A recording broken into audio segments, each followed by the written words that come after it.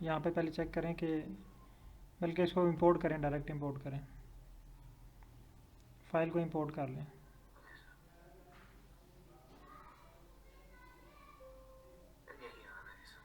फिर ये इसको नो करें,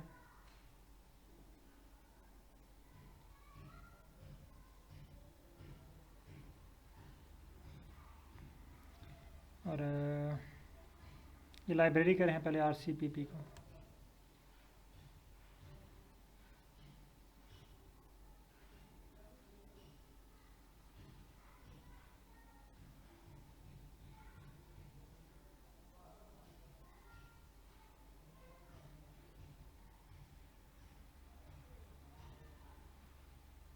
there is no package called RCPP। ठीक है, मुझे ना इसको थोड़ा सा टाइम दें, क्लास के एंड पे ना, बल्कि क्लास के एंड के बाद मेरी एक और क्लास है। तो आप चाइना से तो नहीं हैं? चाइना से फिर तो आपके काफ़ी रात हो जाएगी। चले, मैं क्लास के बाद ना मैं आपको फिर इसका वो चेक करके, ये जो एरर आ रहा है ना आपके पास, ये सारा जो पहले आपने मुझे स्क्रीनशॉट ये इस पर करें ना, दोबारा जो एरर आए ना तो वो मुझे सेंड कीजिएगा, ठीक है? तो वो एरर को मैं फिर सर्च करता हूँ क्या इशू आ रहा है। ठीक हो गया? ओके, बहुत शुक्रिया। अच्छा, यहाँ पे एक मैसेज आया मेरे पास एहसान अली साहब का, कि कह रहे हैं कि सर आप चीज़ों को थोड़ा सा स्पीडली चले ना। एक्चुअली जो हमारी क्लासेस है ना, 4 से 5 जो बेसिक क्लासेस हैं ये इसी तरह स्लो चलेंगी। इसकी मेन रीज़न ये है कि तमाम पार्टिसिपेंट की जो प्रोग्रामिंग लर्निंग है वो एक जैसी नहीं है। किसी ना किसी के पास कोई ना कोई इशू आ जाता है। यानी अगर मैं आपको आज ही 3-4 लेक्चर 1 घंटे में करवा दूँ तो आपको तो हो सकता है समझ आ जाए, लेकिन उन लोगों को जो ज़ीरो स्टेज पे हैं, जो अभी यानी बिल्कुल जो है वो लर्निंग पे हैं, यानी बेसिक स्टेज पे है ना, तो उनके लिए ये मुश्किल हो जाएगा उसको अंडरस्टैंड करना। ठीक है, तो आई होप कि आपको समझ आ रही है, लेकिन बाकी पार्टिसिपेंट के लिए ये इशू होगा। क्योंकि अभी देखें जिस तरह अभी ये हमारे पास इशू आ गया था, ये फ़हीम साहब के पास इशू आ गया, अब ज़ाहिर है इसको रिज़ॉल्व करने में थोड़ा टाइम लगेगा, क्योंकि यहाँ पे टेक्निकली चीज़ें जो हैं वो सारी हमने करके चेक कर ली हैं, तो इसमें ऐसा कोई इशू नहीं है। तो आई थिंक इनकी जो वर्किंग डायरेक्टरी है या इनका जो ड्राइव जहाँ पे सेव हो रहा है, तो वहाँ पे कोई इशू है, तो उसको रिज़ॉल्व करते हुए फ़र्ज़ है अगर इनका कल रिज़ॉल्व होता है तो ये आज की प्रैक्टिस भी नहीं कर पाएंगे, कल की प्रैक्टिस भी शायद इनके लिए मुश्किल हो। तो फिर अगर मैं स्पीडली जो है वो 7वें 8वें लेक्चर पे चला जाऊँ तो बहुत सारे पार्टिसिपेंट जो हैं वो पीछे रह जाएंगे, जस्ट 3-4 पार्टिसिपेंट इसको पिक कर पाएंगे। लेकिन जब हम 5-6 जो है ना ट्रेनिंग सेशन अटेंड करके बेसिक हमारा कवर हो जाएगा, फिर इंशाल्लाह हम जो है वो स्पीडली चलेंगे। तो क्योंकि हमारे पास दिन जो है वो 20 से 25 दिन मैंने इसीलिए रखे हैं कि हर चीज़ जो है वो डिटेल से और सब्र से जो है ना वो की जाए, ताकि हर पार्टिसिपेंट को मौका मिले और वो अपनी चीज़ें जो हैं वो क्लियर कर सकें। बहुत शुक्रिया सर, होप कि आप जो है वो इसको अंडरस्टैंड कर गए होंगे। तो मैक्सिमम पार्टिसिपेंट ने मेरे पास ज्वाइन कर लिया हुआ है। तो कल की क्लास जो है हमने उसको फ़ाइल को इंपोर्ट करना सीखा था, कि फ़ाइल हम इंपोर्ट कैसे करते हैं। होप के जस्ट फ़हीम साहब के अलावा, क्योंकि इनका एक इशू आ रहा है मेन, बाकी तमाम पार्टिसिपेंट के पास फ़ाइल जो है वो इंपोर्ट हो चुकी होगी। और आई थिंक कि मैंने शायद आपको ग्रुप में फ़ाइकस की फ़ाइल सेंड कर दी थी। काइंडली कोई पार्टिसिपेंट कन्फर्म कीजिएगा। हाँ, तो वो फ़ाइकस की फ़ाइल जो है वो आप डेस्कटॉप पे सामने इसको सेव कर लें, या दूसरा ऑप्शन जो है, जो आपने जो वर्किंग डायरेक्टरी बनाई हुई है, हमने जो वर्किंग डायरेक्टरी बनाई थी ना बैच 13 की, उस फाइल को ओपन करके वहाँ पे भी आप एक्स जो है ना फ़ाइकस की फ़ाइल को सेव कर सकते हैं। तो चलते हैं आज की ट्रेनिंग सेशन की तरफ। आज हम जो है वो फ़ाइल को इंपोर्ट करने के बाद वाले स्टेप परफॉर्म करेंगे, यानी बेसिक स्टेप जो होते हैं कि फ़ाइल को इंपोर्ट कैसे करना है। यानी फ़ाइल एनालिसिस करने के लिए हमने जो फ़ाइल को आर के ऊपर लेके आना है वो हमने कैसे लेके आना है। तो फ़ाइल कल हमने इंपोर्ट कर ली थी, आज हम फाइल से आगे चलते हैं।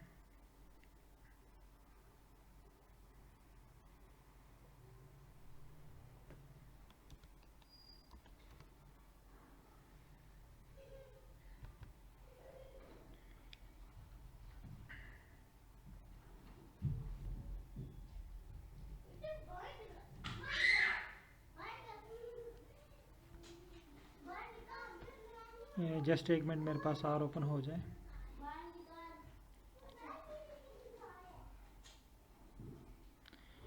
सर फाइकस वाली file I think WhatsApp group में शेयर की थी, वहाँ पे चेक करें होगी।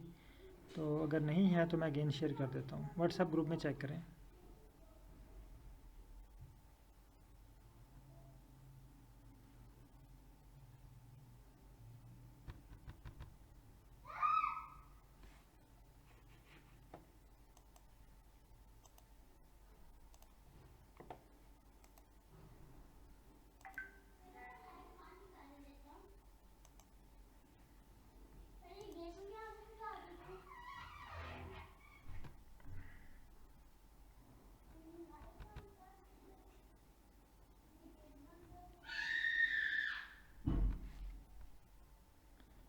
काइंडली अगर कोई पार्टिसिपेंट अगेन उसको शेयर कर दे ग्रुप में।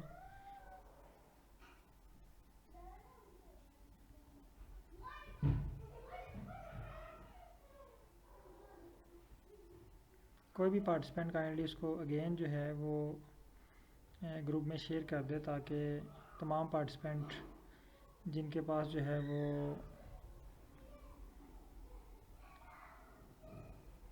डाउनलोड नहीं है वो भी उसको डाउनलोड कर लें।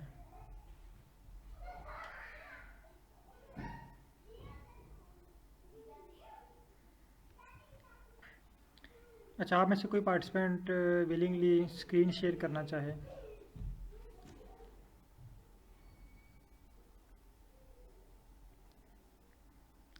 ताकि आज की जो ट्रेनिंग है उनकी स्क्रीन के ऊपर जो है ना वो करवाई जाए।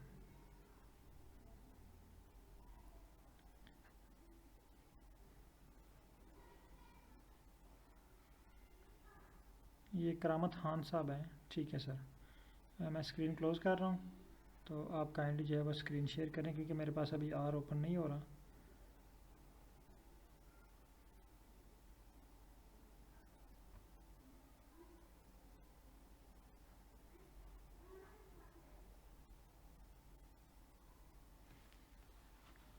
जी सर, काइंडली स्क्रीन शेयर कीजिएगा।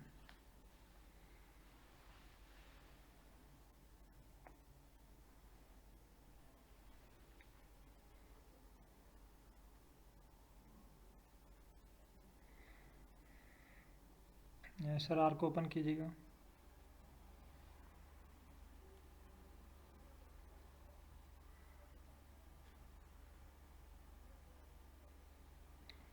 आर स्टूडियो को ओपन करें।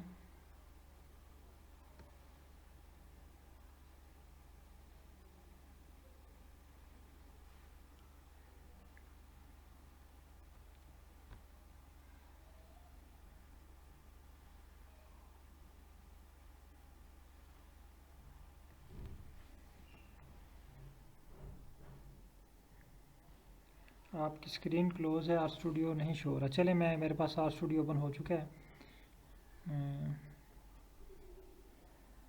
जस्ट अभी भी स्लो है।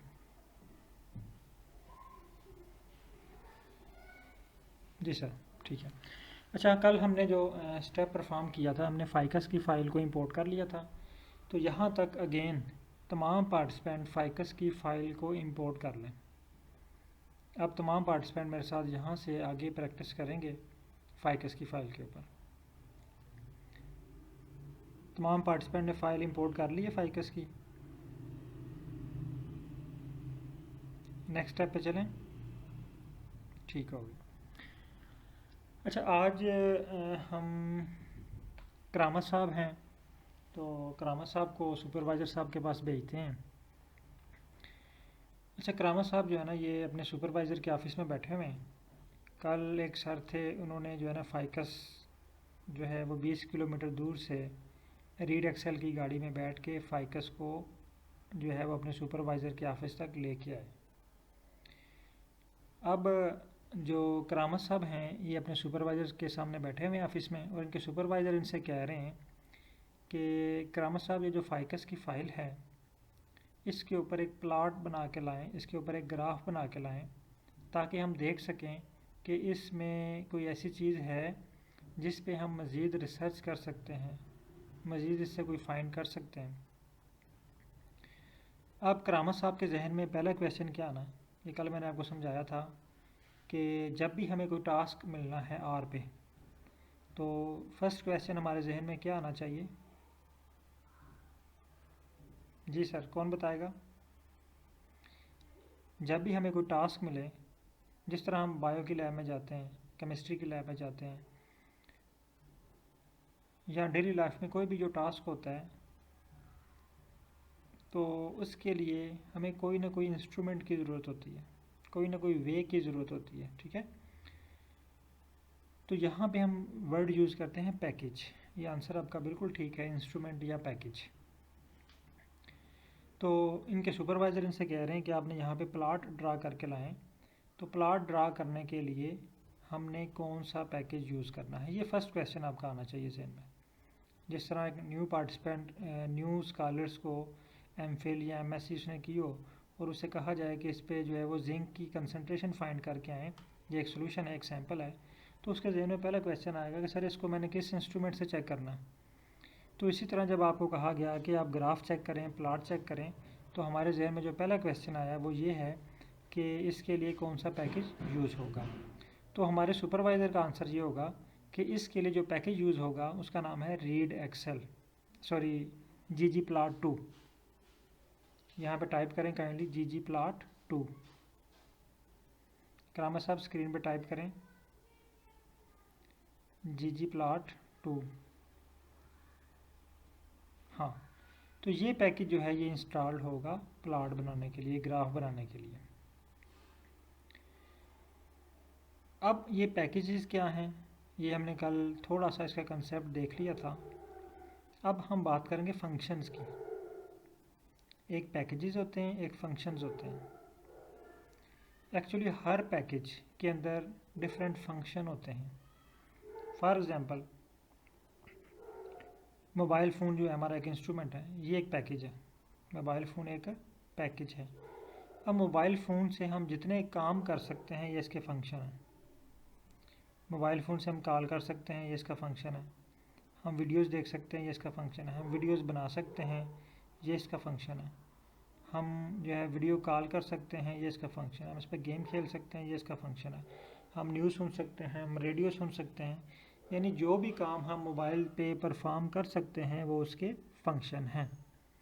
अब ggplot2 के ऊपर ggplot2 को यूज़ करते हुए जो हम काम कर सकते हैं वो उसके क्या हैं, फंक्शन हैं।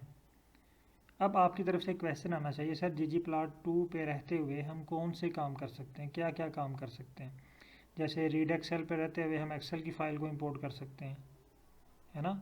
ggplot2 को इंस्टॉल करने के बाद हम क्या क्या काम कर सकते हैं, ठीक है।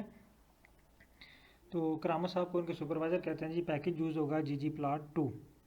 ये चले आते हैं अपनी लैब में, बायो की लैब में, और वहाँ पे ढूंढते हैं पैकेज। पूरी लैब ढूंढने के बाद इनको वहाँ से पैकेज नहीं मिलता।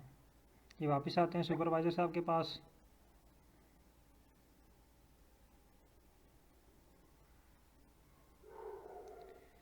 अब वो इनके सुपरवाइज़र साहब इनसे कहते हैं कि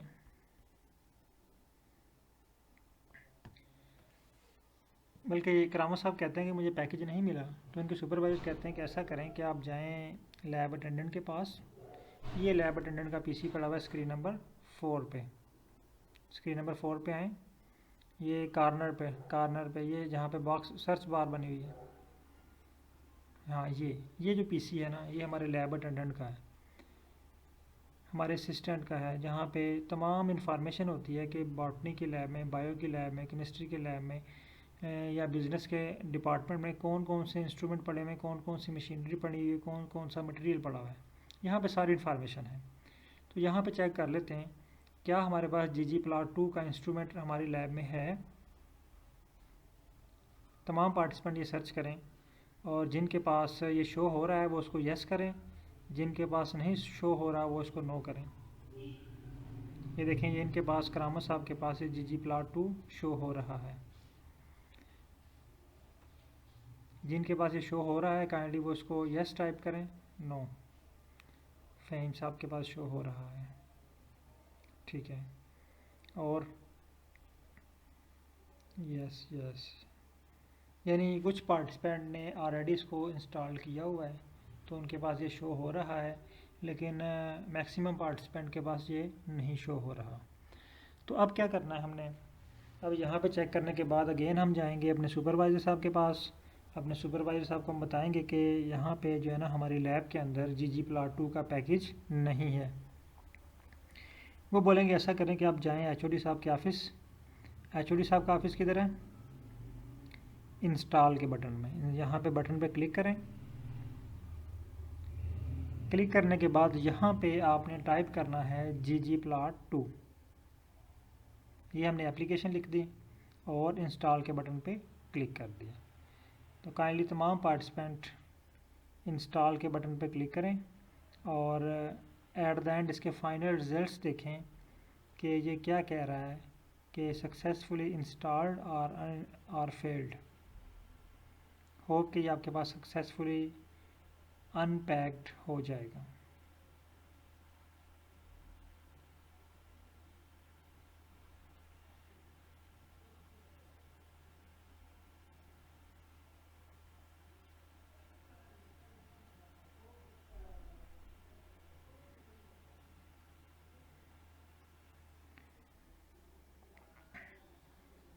जिनके पास ये नेट अच्छा है उनके पास जल्दी इंस्टॉल हो जाएगा, जिनके पास नेट स्लो है उनके पास थोड़ा सा टाइम लगेगा। करामत साहब के पास ये थोड़ा सा टाइम ले रहे हैं, होप कि जल्दी जो है ये इंस्टॉल्ड हो जाएगा।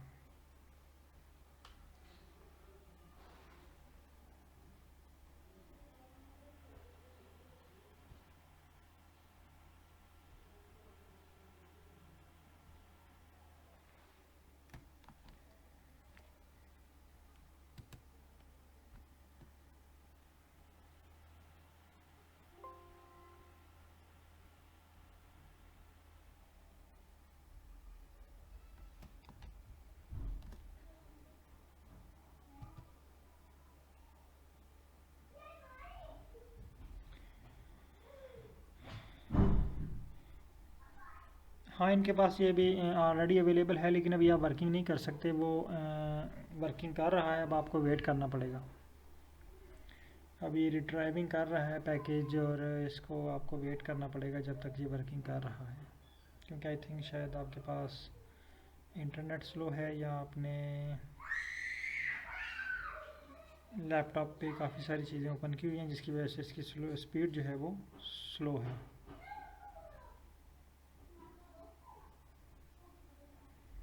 आप चेक कर लें, यहाँ पे लिखें लाइब्रेरी ggplot2।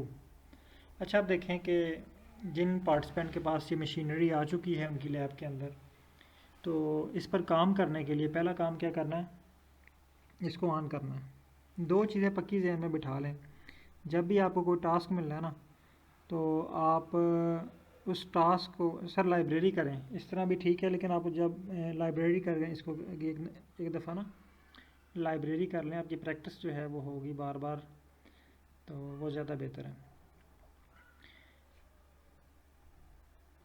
अच्छा, तमाम पार्टिसिपेंट पैकेज को लाइब्रेरी करें। लाइब्रेरी का मतलब होता है एक्टिवेट करना, ठीक है। हाँ, इसको रिस्टार्ट कर लें एक दफ़ा, सॉरी नो कर दें, चलें ठीक हो गया। अभी आपको अगेन जो है वो इसको कैंसिल कर दें, ठीक है। हाँ, अब ये इंस्टॉल हो गया आपके पास। तो इंस्टॉल करने के बाद आपने इसको लाइब्रेरी करना है।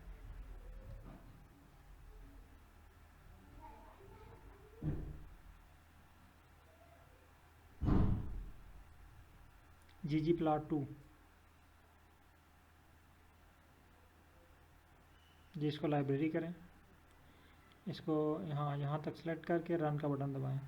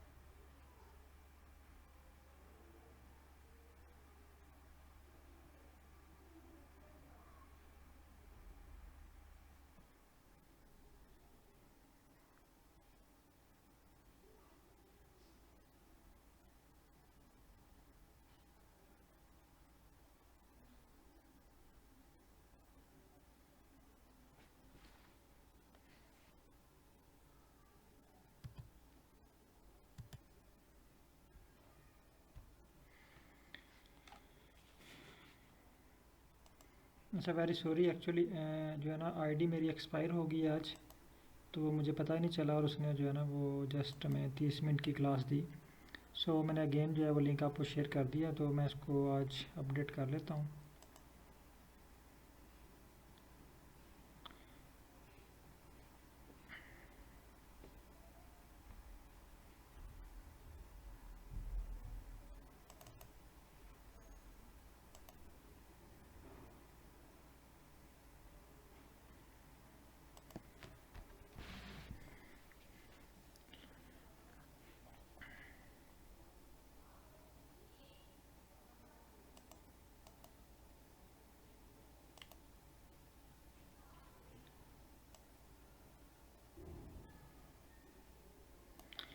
करामा साहब मैं स्क्रीन शेयर कर लेता हूँ, मेरे पास आर जो है वो ओपन हो चुके हैं, तो बाकी मैं आपको इस पर परफॉर्म करा देता हूँ। ठीक है। अच्छा हम बात कर रहे थे कि फंक्शंस की ना, अब ggplot2 से हम जितने काम कर सकते हैं वो उसके फंक्शन है। होप के तमाम पार्टिसिपेंट के पास ggplot2 जो है वो यहाँ पे आ चुका हुआ है। अब यहाँ पे सर्च पे आएँ, काइंडली मेरी आवाज़ आप तक आ रही है? जी हाँ ठीक है, माइक ओपन है। अच्छा यहाँ पे आप सर्च करें तमाम पार्टिसिपेंट ggplot2। यहाँ पे सर्च करने के बाद जब आपके पास यहाँ पे ggplot2 शो हो तो आप ggplot2 पे क्लिक करें। ये देखें, सॉरी ggplot, अब ये मेरे पास ggplot2 आ गया। तो अगर हम यहाँ पे ggplot2 पे टिक करते हैं, इस पे क्लिक करें, अब ये सारे जो काम है ना ये नीचे शो हो रहे हैं आपको। यहाँ से शुरू हो रहे हैं ए से, construct aesthetic mapping, aesthetic colour fill alpha, colour related aesthetic colour fill alpha, control aesthetic evaluation, aesthetic grouping. यानी ये जितने भी आपको, ये आप स्क्रॉल डाउन करते जाए ना इसको, जितने भी ये फंक्शन, ये सारे फंक्शन है। कलर ये फंक्शन है, ठीक है। कॉर्ड एस एफ ये फंक्शन है, कॉर्ड कार्टेशियन ये फंक्शन है, कॉर्ड फिक्स ये फंक्शन है, कॉर्ड फ्लिप ये फंक्शन है, कॉर्ड मैप ये फंक्शन है। यानी जितनी भी चीज़ें ये आपको नाम लिखे हुए शो हो रहे हैं, ये तमाम जो है ना ये ggplot2 के फंक्शन हैं। यानी हम ggplot2 में ये तमाम जो हैं, हाँ वो मैं लाइब्रेरी आपको करवाता हूँ। तो ये तमाम जो है ना ये फंक्शन क्या है, ये सारे ggplot2 में हम काम कर सकते हैं। ये जितने भी आपको शो हो रहे हैं ना, ये एक लिस्ट ओपन हो गई है, ये देखिए तकरीबन ये आई थिंक कि 100+ होंगे। ये सारे काम हम ggplot2 से परफॉर्म कर सकते हैं। जिस तरह हम मोबाइल एक पैकेज है, मोबाइल से हम जो भी काम करते हैं ना, व्हाट्सअप यूज़ करते हैं, व्हाट्सअप एक फ़ंक्शन है, कॉल करते हैं, कॉल एक फ़ंक्शन है, ठीक है। तो वो सारे क्या हैं, फंक्शंस हैं, काम हैं उसके। एक्चुअली हम अगर आसान अल्फाज में आपको बताऊं कि ggplot2 जो काम कर सकता है वो उसके फंक्शन है। अब ggplot2 मेरे पास आ चुका है, मैं इसको लाइब्रेरी करता हूँ। लाइब्रेरी, यहाँ पे आप टाइप करें लाइब्रेरी। लाइब्रेरी का मतलब मैंने कल आपको समझा दिया था कि मशीनरी को एक्टिवेट करना होता है, ठीक है। लाइब्रेरी, लाइब्रेरी में हम लिखेंगे ggplot2, ठीक है, और इसको रन कर दें। यहाँ पे इसको सेलेक्ट कर लें तमाम लाइन को, यहाँ फिर जस्ट यहाँ पे स्टार्ट पे कर्सर रखें, कर्सर रखने के बाद इसको रन करें। रन करने के बाद देखें ये मेरे पास आ गया लाइब्रेरी ggplot2। इट्स मीन कि मेरे पास जो है वो लाइब्रेरी जो है वो एक्टिवेट हो चुकी है। इसने मुझे वार्निंग दे दी है, मैं अगेन इसको जो है वो अपडेट नहीं कर सका, तो मैं यहाँ पे अगेन इसको रन करता हूँ। ये अगेन जो है ये रन हो जाएगा। एक दफ़ा इसने वार्निंग दी कि इसको अपडेट कर लो, लेकिन ये लाइब्रेरी जो है वो हो चुकी है। अब मैं फ़ाइल को इंपोर्ट कर लेता हूँ, आपके पास ऑलरेडी इंपोर्ट है फ़ाइल।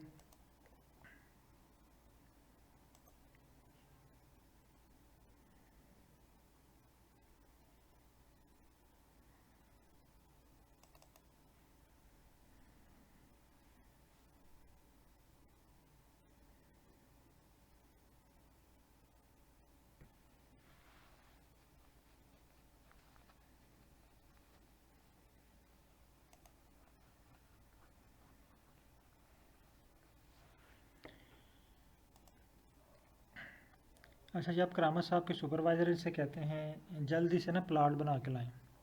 तो ggplot2 में रहते हुए हम प्लाट जो हैं प्लाट बनाने के लिए दो फंक्शन यूज़ कर सकते हैं। मैं यहाँ पे हेडिंग दे रहा हूँ नंबर वन कौन सा है, qplot, ठीक है, और नंबर 2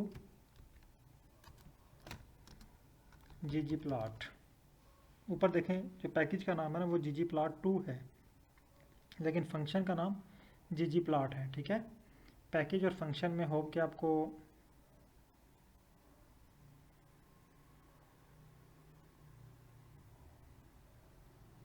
सर ये आपको ना जनेश साहब ये पैकेज इंस्टॉल करना पड़ेगा कलर स्पेस। आप जस्ट यहीं पे रुकिएगा, मैं ये क्लियर करके ना आपकी स्क्रीन शेयर करके ये मैं आपको रिजॉल्व करवा देता हूँ। ये थोड़ा सा ना कॉम्प्लिकेटेड है, ये मैं आपको करवा देता हूँ। इसके साथ ओ मे बी के 3-4 पैकेजेस और ये मांगे। अगर आप इसको इंस्टॉल में जाए ना तो वहाँ से आप भूत कर लें, अगर नहीं हो रहा आपने ये जो लास्ट है ना ये वाला कलर स्पेस ये वाला पैकेज इंस्टॉल करना, ठीक है। इसको कॉपी कर लें कलर स्पेस को ना, कलर स्पेस को कॉपी करने के बाद आप इसको इंस्टॉल में रन करें और ये आपके पास कलर स्पेस हो जाएगा। फिर उसके बाद आप जी को लाइब्रेरी करेंगे तो ये एक्टिवेट हो जाएगा आपके पास। क्योंकि फ़र्स्ट टाइम जो हम चीज़ें जब इंस्टॉल करते हैं तो उसकी डिपेंडेंसीज जो हैं वो में भी कोई ना कोई मिसिंग हो जाती है, जो बाद में ये डिमांड करता है कि ये चीज़ें मिसिंग है, इसको भी इंस्टॉल करें। अच्छा, हम बात कर रहे थे कि हम जो है ना वो ggplot2 को यूज़ करते हुए दो फंक्शन है हमारे पास जिनको यूज़ करके हम प्लाट ड्रा कर सकते हैं। अब ये qplot और ggplot में क्या फ़र्क है। अगर तो आपके सुपरवाइज़र कहते हैं कि ये प्लाट बना के लाएं, मैंने जस्ट इसको व्यू करना है, एक रफ सा प्लाट बना लाएं, जस्ट मैंने आपका डाटा सेट देखना है कि इसमें क्या कोई चीज़ निकाली जा सकती है, तो आप qplot को यूज़ करेंगे, क्विक प्लाट। qplot का मतलब है क्विक प्लाट, ठीक है। लेकिन अगर आपके सुपरवाइज़र कहते हैं कि इस पर अच्छा सा प्लाट बना के लाएं, हम इसको इस डाटे को पब्लिश करना चाह रहे हैं, इसको थीसिस में लिखना चाह रहे हैं, इसको किसी आर्टिकल में डालना चाह रहे हैं, तो आप जो है वो फंक्शन यूज़ करेंगे ggplot का। इसकी एग्जांपल ऐसे ही है कि जैसे अगर आपको कहा जाए कि करामत साहब है ना, ये अपने ऑफिस सुपरवाइज़र के पास बैठे हुए हैं और इनके सुपरवाइज़र कहते हैं कि इनका एक दोस्त है जो उन्हीं सुपरवाइज़र का स्टूडेंट है, वो आज जो है ना वो यूनिवर्सिटी नहीं आया, और इनके सुपरवाइज़र कहते हैं कि उनको टेक्स्ट मैसेज करें या उनको मैसेज करके बुला लें। अब इनके पास दो ऑप्शन है। अगर तो उन्होंने क्विक मैसेज करना है तो ये क्या करेंगे, सिम से मैसेज करेंगे, क्विक मैसेज इधर से भी सेंड हो जाएगा और उनको भी फ़ौरन रिसीव हो जाएगा, ये क्या होगा, क्विक मैसेज। लेकिन अगर ये कहेंगे कि हाई क्वालिटी का मैसेज करें, क्वालिटी मैसेज मीन के ये जो है ना वो अपने सुपरवाइज़र की फ़ोटो भी बनाए, ऑफिस में बैठे हुए ये सेल्फी बना के साथ कमेंट्स करें कि सुपरवाइज़र आपको याद कर रहे हैं तो आप जल्दी से जो है ना वो ऑफिस में आ जाएं। अब देखें उस मैसेज की क्वालिटी बेहतर है ना बनिस्बत उसके कि जो हमने सिंपल मैसेज किया क्विक। लेकिन जब आप सेल्फी बनाएंगे या उसमें टाइप करेंगे तो उसमें थोड़ा सा टाइम लग जाएगा आपको, और मे बी कि इंटरनेट जब आपको भेजें तो इंटरनेट जो है वो रुक जाए या स्लो हो जाए तो वो पिक या इमेज जाते जाते 5-6 मिनट लगा दें, या नेक्स्ट जो रिसीवर है उसके पास इंटरनेट ना हो तो भी इशू हो।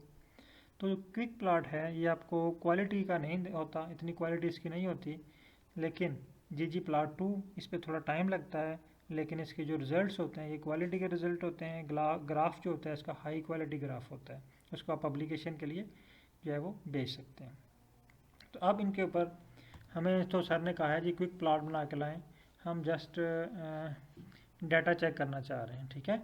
तो अब ये बात याद रखें, मैं दोबारा मोबाइल पे आ जाता हूँ कि मोबाइल पे अगर आपसे कहा जाए कि व्हाट्सएप कॉल करें तो आप व्हाट्सएप ओपन करेंगे ना। अगर आपको कहा जाए कि आप सिम से कॉल करें तो आप डायलर ओपन करेंगे, और अगर आपको कहा जाए कि सिम से मैसेज करें तो आप मैसेजेस ओपन करेंगे, है ना। तो अब हमें क्या कह रहा है, क्विक प्लाट, तो हम यहाँ पे क्यू प्लाट ओपन करेंगे। तो मैं यहाँ पे टाइप करता हूँ क्यू प्लाट, आप लोग भी टाइप करें यहाँ पे क्यू प्लाट।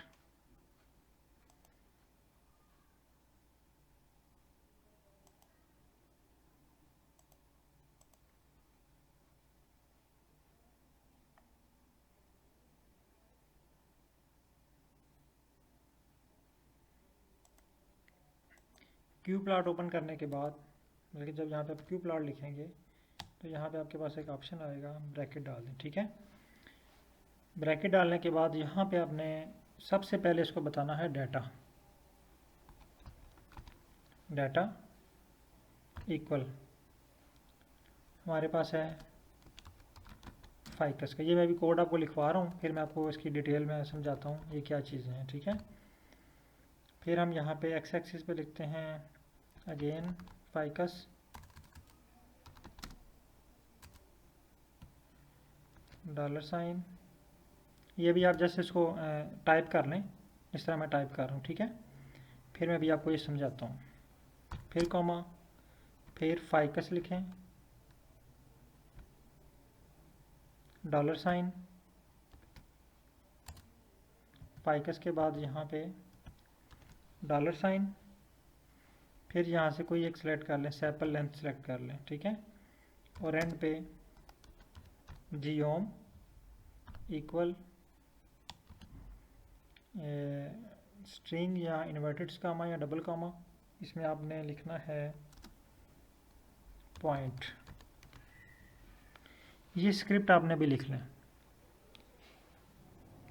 ये स्क्रिप्ट लिखने के बाद आप मुझे ओके करें, मैं आपको एक नई स्क्रीन पे लेके जाऊंगा। यहाँ पे मैं आपको एक छोटी सी चीज़ समझाना चाह रहा हूँ।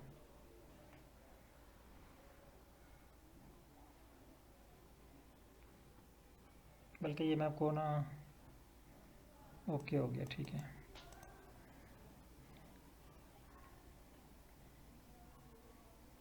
ये मैं आपको यहाँ पे सेंड भी कर देता हूँ, आप इसको कॉपी भी कर सकते हैं। ये वेरी बेसिक स्क्रिप्ट है, इसको हमने बहुत अच्छी तरह समझना है। अगर ये आपको समझ आ गया तो समझें कि आपकी जो नेक्स्ट 2 क्लासेस 3 क्लासेस वो बहुत अच्छी गुजरेंगी। अगर ये स्क्रिप्ट में कोई इशू रहा आपको तो आपको बार बार एरर का सामना करना पड़ेगा। यहाँ से टाइप कर लें आप जस्ट उसको ना। अच्छा, मैं अब आपको एक न्यू स्क्रीन पे लेके जा रहा हूँ और यहाँ पे आपको एक प्लॉट ड्रा करके दिखाने लगा हूँ। अच्छा, जब भी हम प्लॉट बनाते हैं ना तो उसमें 3 चीज़ें रिक्वायर्ड होती हैं। जिस तरह हम घर बनवाते हैं ना, एक घर बनाने के लिए फॉर एग्ज़ाम्पल हम घर कंस्ट्रक्ट करवा रहे हैं, तो सबसे पहले हमारे पास मटेरियल होना चाहिए घर का, ठीक है।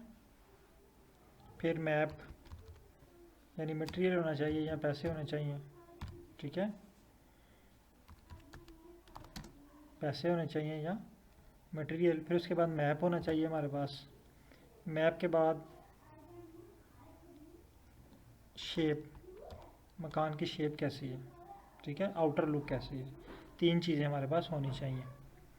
जब भी हम कोई मकान कंस्ट्रक्ट करवाते हैं तो ये 3 चीज़ें जो है ना वो बहुत अहम होती हैं कि सबसे पहले हमारे पास पैसे होने चाहिए।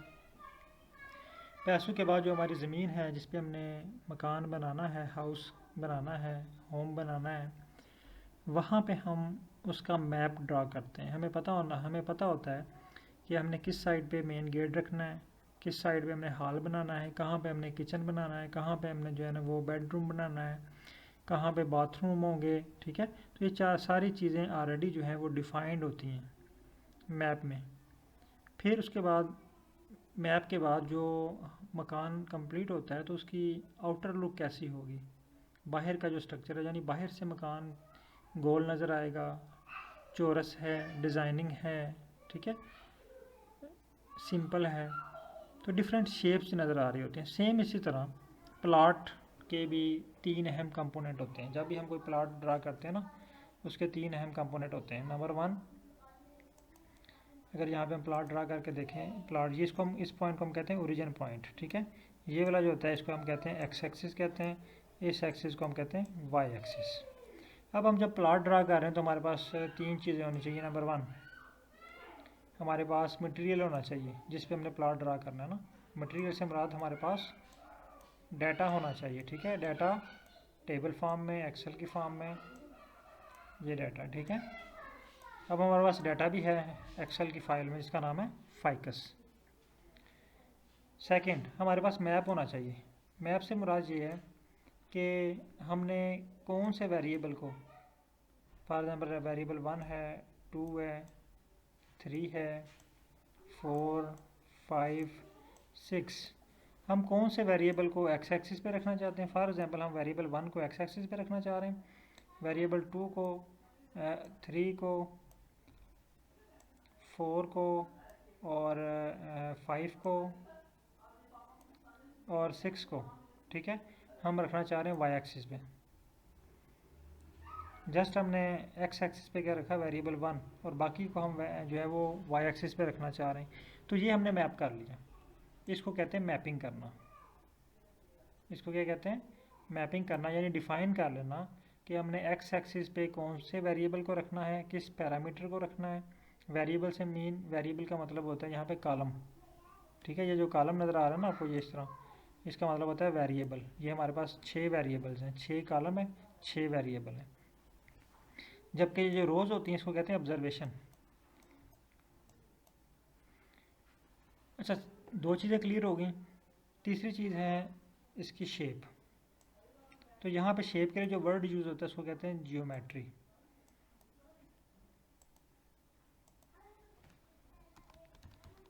जियोमेट्री, ठीक है। तो 3 चीज़ें होगी हमारे पास। नंबर 1 डाटा, नंबर 2 मैपिंग और नंबर 3 जियोमेट्री। ये 3 चीज़ें ग्राफ बनाने के लिए ज़रूरी हैं।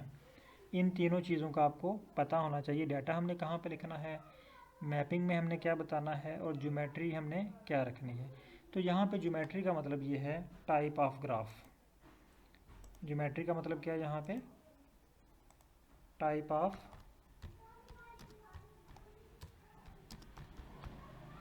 ग्राफ। अब टाइप ऑफ ग्राफ में क्या है वो मैं अभी आपको दिखाता हूँ। For example point graph, line graph, ठीक है, बार ग्राफ, हिस्टोग्राम, ये सारी जो है ना ये जियोमेट्री है, इसकी शेप्स हैं, टाइप हैं प्लॉट की। फॉर एग्जांपल मैं यहाँ पे अगर पॉइंट ड्रा करता हूँ, यहाँ पे देखें ये पॉइंट हो गए, ये पॉइंट हो गए, ठीक है। तो ये पॉइंट कौन सा बन गया, ये ग्राफ कौन सा बन गया, पॉइंट ग्राफ। अगर मैं यहाँ पे लाइन ऐड कर देता हूँ इस तरह, तो ये लाइन ग्राफ बन गया, ठीक है। अगर यहाँ पे मैं बार्स लगा देता हूँ इस तरह, तो ये बार ग्राफ बन गया। यानी जिस तरह मकान की शेप जो है वो डिफरेंट होती है, इसी तरह इन प्लाट्स की शेप भी जो है वो डिफरेंट होती है। तो 3 चीज़ें हमने जब भी प्लाट ड्रा करना है, ये 3 चीज़ें हमने डिफाइन करनी है, ठीक है। नंबर 1 डाटा, मैपिंग और जियोमेट्री।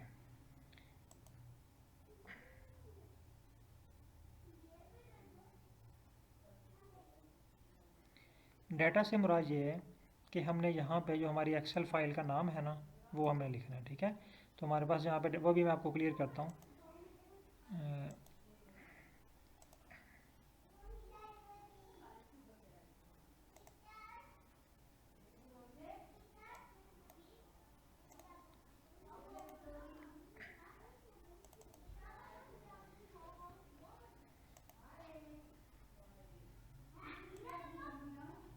अच्छा, स्क्रीन शो हो रही है आपको?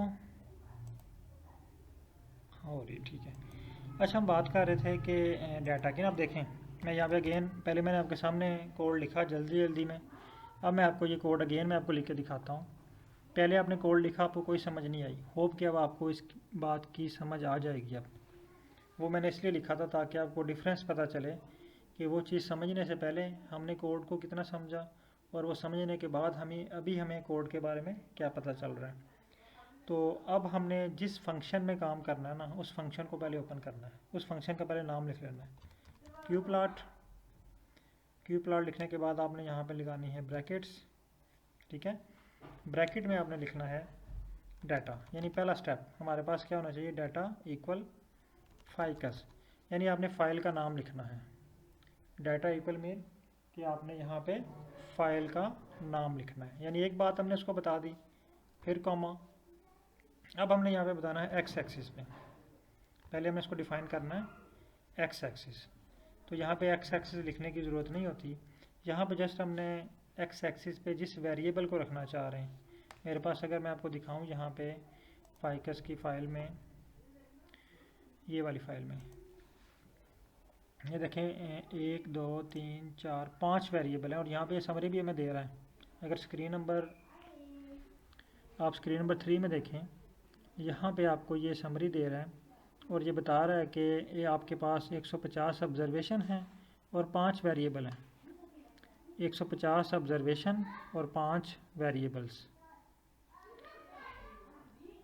यहाँ पे ये देखें हमारे पास सेम वही है, 5 वेरिएबल्स हैं और 150 ऑब्जर्वेशन। अगर मैं इसको स्क्रॉल डाउन करूँ, ये देखें, ठीक है। अब हमने डिफ़ाइन करना है कि हमने एक्स एक्सिस पे किसको रखना है और वाई एक्सिस पे किसको रखना है। फ़र्ज़ करें हम एक्स एक्सिस पे रख लेते हैं पेटल विड्थ को। मैं यहाँ पे आता हूँ, यहाँ पे लिखता हूँ पेटल विड्थ। आपने भी ये भी टाइप करना है मेरे साथ, ठीक है। मैं इसको डिलीट करने लगा हूँ। यहाँ पे हमने लिख दिया पेटल विड्थ, ठीक है। ये आपकी अपनी चॉइस नहीं होगी, ये आपकी रिसर्च की डिमांड होगी, रिसर्च की रिक्वायरमेंट होगी, जो आपका मेन ऑब्जेक्टिव होगा रिसर्च का, जिस पे आप प्लॉट ड्रा करना है। ये तो हम प्रैक्टिस के लिए कर रहे हैं ना, तो वो आपकी अपनी चॉइस होगी और आपके जो ऑब्जेक्टिव है रिसर्च का कि आप क्या फाइंड करना चाह रहे हैं। आप पेटल विड्थ देखना चाह रहे हैं, सैंपल विड्थ देखना चाह रहे हैं, वो डिपेंड करता है कि आपकी रिसर्च क्वेश्चन क्या है। मैं यहाँ पे लिखता हूँ पेटल। अब आगे मुझे भूल गया मैंने आगे क्या लिखना है ना।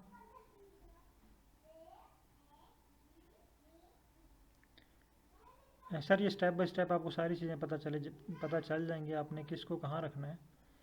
अभी जस्ट जो मैं प्रैक्टिस करवा रहा हूँ आप उसको उसकी तरफ फोकस करें। यानी यहाँ पे मैं भूल गया हूँ कि मैंने अब आगे क्या लिखना है ना। पेटल मैंने लिख दिया, अब आगे मुझे फिर दोबारा फाइकस की फाइल पे जाना पड़ेगा, यहाँ पे देखना पड़ेगा, फिर लिखना पड़ेगा, फिर वापस आऊँगा। ये तो बड़ी उलझन सी होगी है ना, बार बार हम फाइल ही चेंज करते रहें। तो उसका छोटा सा ट्रिक है, एक छोटा सा ट्रिक क्या है कि मैं इसको यहाँ से ना डिलीट कर देता हूँ। यहाँ तक कॉमा डाला, कॉमे के बाद मैंने यहाँ पे टाइप किया फाइकस। जैसे मैंने फाइकस लिखा ना, फाइकस लिखने के बाद मैं यहाँ पे डॉलर साइन लगाता हूँ।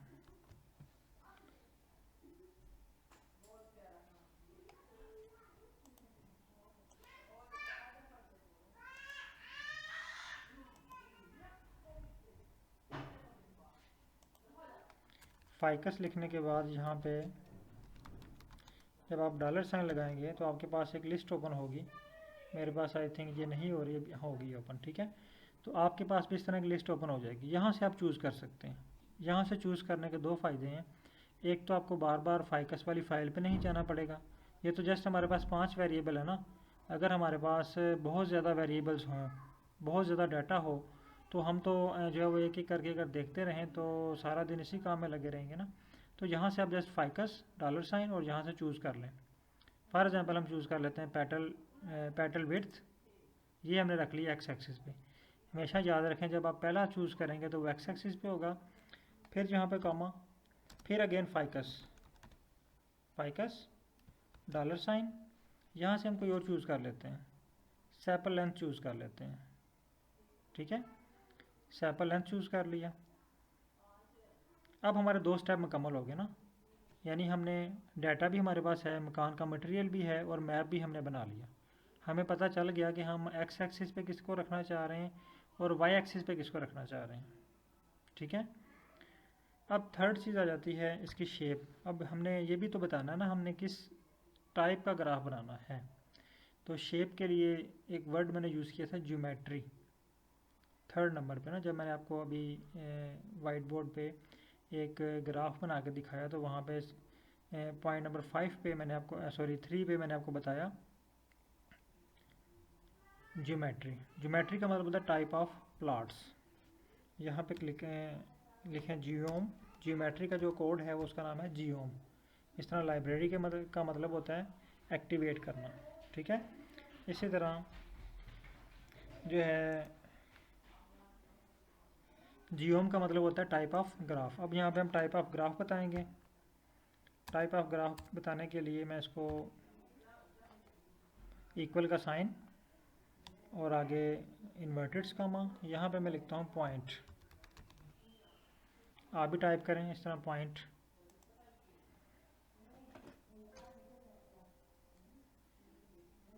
और इसको रन कर दें।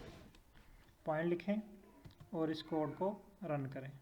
यहाँ पे ये बटन, यहाँ सारे कोड को सिलेक्ट करके भी रन कर सकते हैं आप इस तरह, या जस्ट इसके स्टार्ट पे यहाँ पे कर्सर रखें और इसको रन कर लें। जैसे इसको रन करेंगे ना, यहाँ पे एक रेड बटन शो हो जाएगा आपको, इट्स मीन कि ये वर्किंग कर रहा है।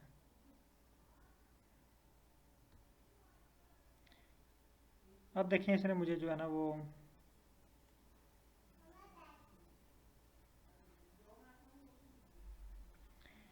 मुझे जो है ना वो प्लॉट ड्रा करके दे दिया है। तमाम पार्टिसिपेंट यहाँ तक मुझे कंफर्म करें कि आपके पास ये प्लॉट बन चुका है या कोई एरर आया है।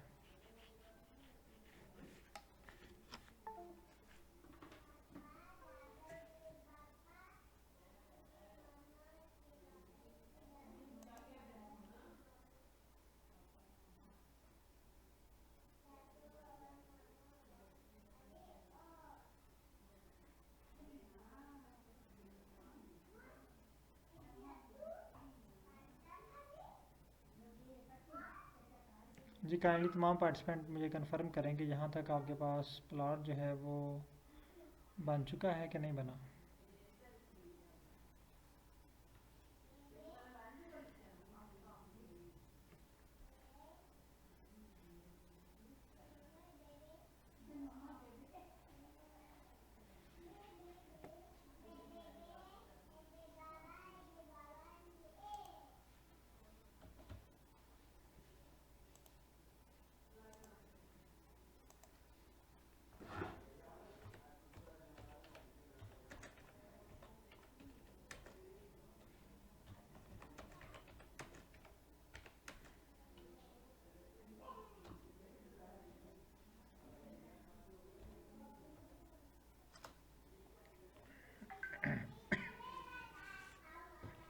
हाँ प्लॉट डिफरेंट हो सकता है क्योंकि मे भी आपने जो है ना वहाँ पे ये वेरिएबल डिफरेंट सेलेक्ट किया हो। ठीक है, जस्ट आप देखेंगे प्लॉट आपके पास बना है कि नहीं बना। हो सकता है मैंने पेटल विड्थ यहाँ पे सेलेक्ट किया हुआ, आपने सेपल विड्थ सेलेक्ट किया हो, तो वो ज़ाहिर डिफरेंट ही होगा। होप के तमाम पार्टिसिपेंट के पास ये प्लॉट बन चुका है। एक पार्टिसिपेंट के पास शायद एरर आया, ये उमर हयात साहब के पास कोई एरर आया है। अच्छा, इन्होंने जो है आमिर साहब ने यहाँ पे कोई और आई थिंक स्पीशीज़ को लिया है, या कि मैं स्क्रीन शेयर करने लगा, इन्होंने स्क्रीन शॉट शेयर किया है।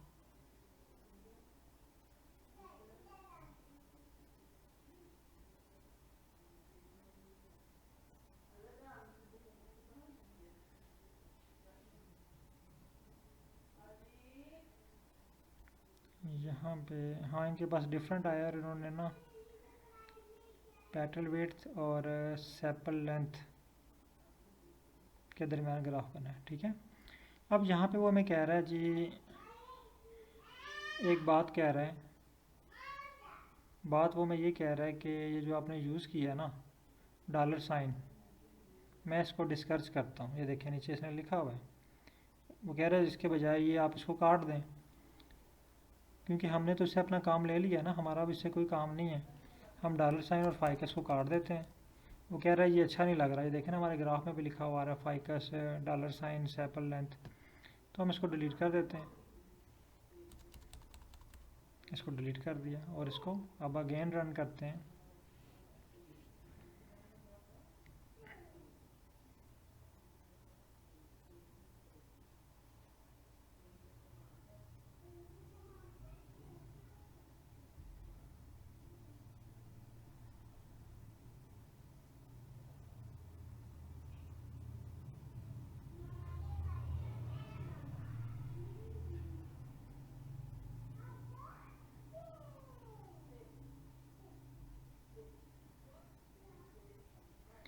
ये जिनके पास एक्चुअली आपने ना जियोम के बाद इक्वल का साइन नहीं लगाया, इसलिए क्यू प्लॉट ने अपनी मर्ज़ी से आपको प्लॉट ड्रा करके दे दिया। ठीक है, आपने जियोम के बाद यहाँ पे देखें, अगर ये आपको स्क्रीन शो हो रही है तो जियोम के बाद आपने इक्वल का साइन नहीं लगाया हुआ। ठीक है, ये मैं अपनी स्क्रीन आपको शो कराता हूँ कि यहाँ पे जियोम के बाद इक्वल का साइन है। ये देखें, आपने ये आमिर साहब का मैसेज आया, तो यहाँ पे मैंने चेक किया है कि आपने जियोम के बाद ये इक्वल का साइन नहीं लगाया हुआ, ये वाला साइन, ठीक है। इस पॉइंट पे देखें ना, जियोम के बाद इक्वल का साइन है, आपने जियोम के फ़ौरन बाद जो है वो अच्छा सर, गुलाम मुश्तबा साहब, सर काइंडली आप पहले ggplot2 को लाइब्रेरी करें, ये वाला स्टेप, ठीक है। ये आपने लाइब्रेरी नहीं किया हुआ, आप ggplot2 को लाइब्रेरी कर लें, ये वाला स्टेप। ये मैं आपको लाइब्रेरी का मैसेज कर रहा हूँ, ये आप इसको कॉपी करके लाइब्रेरी कर लें।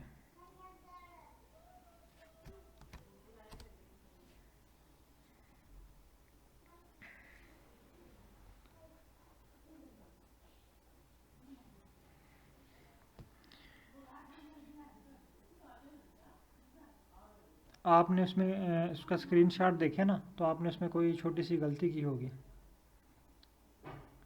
आप स्क्रीनशॉट शेयर करें।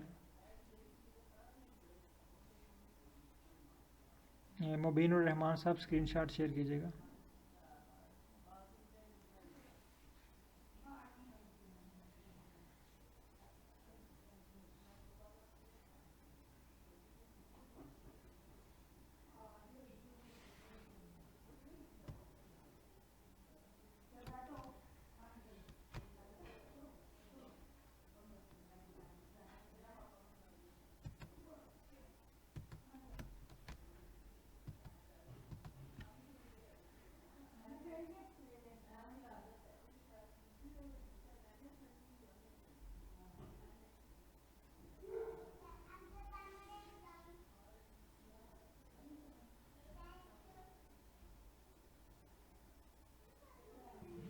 मैंने आपका कोड रन किया है, सेम कोड आपका रन किया, मेरे पास अगेन यही प्लॉट बना है। आप ggplot2 को लाइब्रेरी करें पहले, सेम कोड मैंने आपका ये रन किया है, देखें सेम कोड कॉपी करके यहाँ पे पेस्ट किया और इसको रन किया है।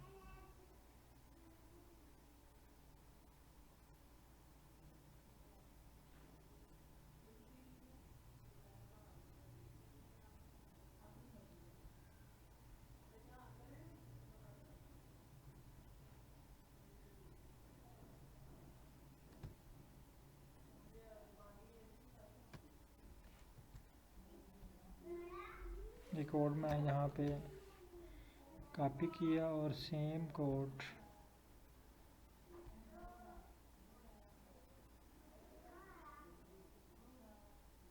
सेम मेरे पास, ये देखें ये प्लॉट बना है।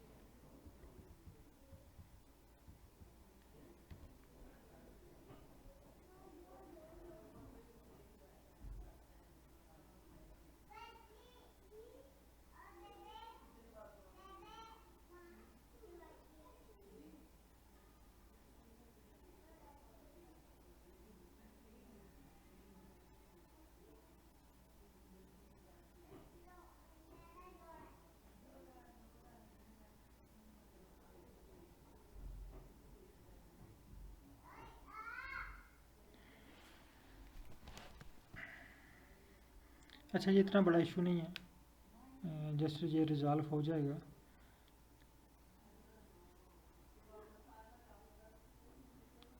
आपका कौन सा है जैन साहब? आपका भी मैंने देखी है इमेज।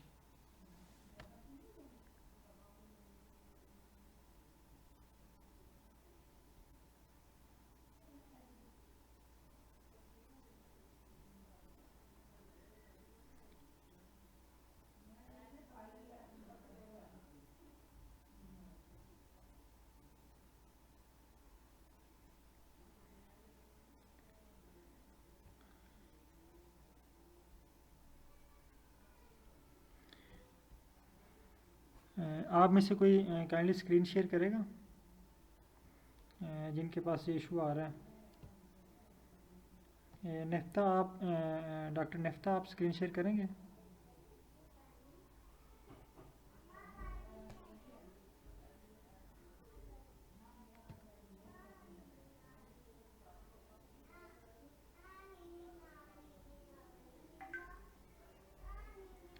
हाँ, ये हो सकता है कि आपके पास डाटा सेट डिफरेंट हो, क्योंकि मैंने आपको जो फ़ाइल भेजी थी वो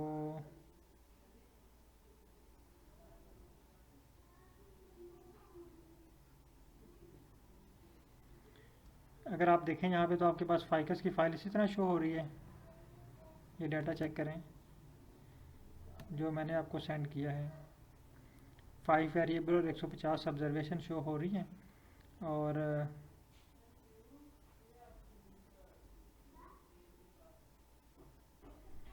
पैडल विड्थ देखें। एक मिनट में आपका ना ग्रुप में आपने शेयर की हुई है फ़ाइल, मैं चेक कर लूँ कहीं आपको मैंने दूसरी फ़ाइल तो नहीं शेयर की हुई।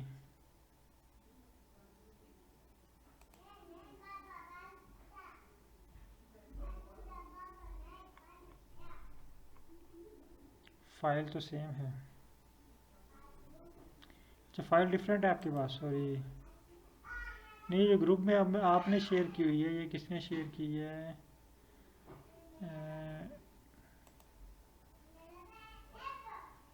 सेम है फ़ाइल, ग्रुप में जो आप लोगों ने शेयर की हुई है फ़ाइल। अच्छा, डिफरेंट है। अच्छा, सैपल वेट, ठीक है। तो चलें, ये कोई इतना बड़ा इशू नहीं है, इसलिए डाटा जो आपका वो उस फाइल में डिफरेंट हो, इसलिए ये आपको डिफरेंट शो हो रही है। चलें, ये भी मैं आपको फ़ाइल अगेन सेंड कर दूंगा। अच्छा, हम नेक्स्ट स्टेप पे चलते हैं। ठीक हो गया। चलें, ये इतना बड़ा इशू नहीं है, अगेन मैं आपको बता रहा हूँ। पहले भी मैंने कहा कि हम इसको जो है ना वो इतना बड़ा इशू नहीं समझते, क्योंकि मे भी जो है वो छोटा सा कोई एरर हो या डाटा सेट। चलें, ठीक हो गया, डाटा सेट आपका डिफरेंट है। तो बराबर मेन चीज़ है प्लाट बनना चाहिए, ठीक है। अब यहाँ पे एक और गलती थी, ये जो लास्ट कोड है मेरे पास, इन्होंने ना सिंगल कामा लगाया हुआ है, यहाँ पे डबल इन्वर्टेड कामा आता है, ठीक है। सॉरी, इन्वर्टेड कामा जो स्ट्रिंग इसे कहते हैं, डबल कामा, ये वाला, ये चीज़, ठीक है। तो यहाँ पे आपने डबल कामा लगाना है। मैं ये कोड डिलीट कर रहा हूँ जो आप लोगों के थे, और अपने वाला कोड जो है वो रन करने लगा हूँ।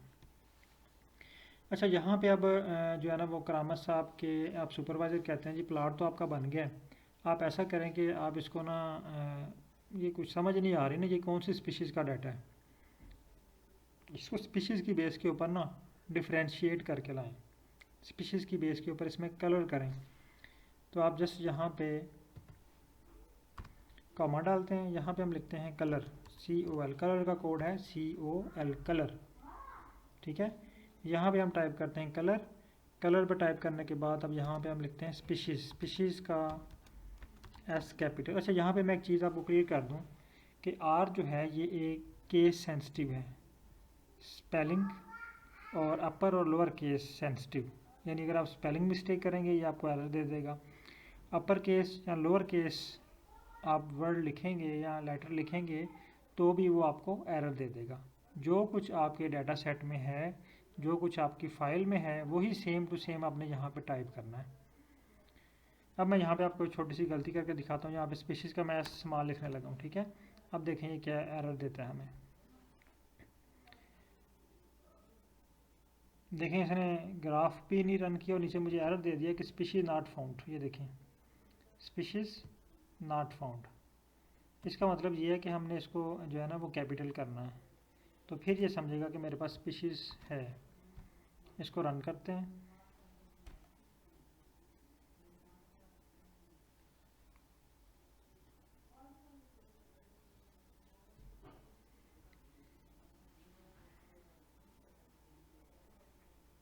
ये देखें, जब मैंने इसको रन किया तो इसने क्या किया कि इसको ना डिफरेंट कलर में डिस्ट्रीब्यूट कर दिया, और यहाँ पे एक हमें जो है वो लीजेंड दे दिया और बताया कि स्पीशीज़ की बेस के ऊपर डिफ्रेंशिएट हो रहे हैं, ठीक है। तो आज एक्चुअली हमने थोड़ा सा आगे जाना था, लेकिन एक क्लास हमारी सेंटर में डिस्टर्ब हो गई, यानी डिस्कनेक्ट हो गई, वहाँ पे हमारे 5 मिनट ज़ाया हो गए। बहरहाल इंशाल्लाह कल हम जो है वो नेक्स्ट क्लास में इसको प्लाट को एंड करेंगे और जीजी प्लाट की तरफ चलेंगे। तो इंशाल्लाह कल की क्लास जो है हम यहाँ से स्टार्ट करेंगे। तो आप तमाम पार्टिसिपेंट यहाँ तक इसकी जो है ना वो अच्छी सी प्रैक्टिस करें, ताकि जहाँ तक किसी पार्टिसिपेंट को कोई इशू ना हो, कोई एरर ना आए, ठीक है। अगर इस दौरान, क्योंकि अभी मेरा टाइम हो रहा है नेक्स्ट क्लास का, बल्कि 14 मिनट ऊपर हो चुके हैं, तो मैंने उनसे आज कहा था कि आपकी क्लास जो है वो 15 मिनट पे होगी, क्योंकि मुझे पता था कि आपकी क्लास की काफ़ी सारा टाइम जो है वो स्टार्ट में भी ज़ाया हुआ, और जो है बीच में 5 मिनट क्लास डिस्कनेक्ट होगी, तो उसको उनको मैंने 15 मिनट जो है ना वो आगे ले गया हूँ। बहरहाल अगर आपको कोई क्वेश्चन हुआ तो आप मुझे व्हाट्सअप कर दीजिएगा। और यहाँ पे एक सर रह गए हैं फ़हीम साहब का, तो फ़हीम साहब मैं ना आपको, हाँ कि नेक्स्ट क्लास आपकी मंडे को होगी, तो इंशाल्लाह मंडे को हम यहाँ से नेक्स्ट स्टार्ट करेंगे।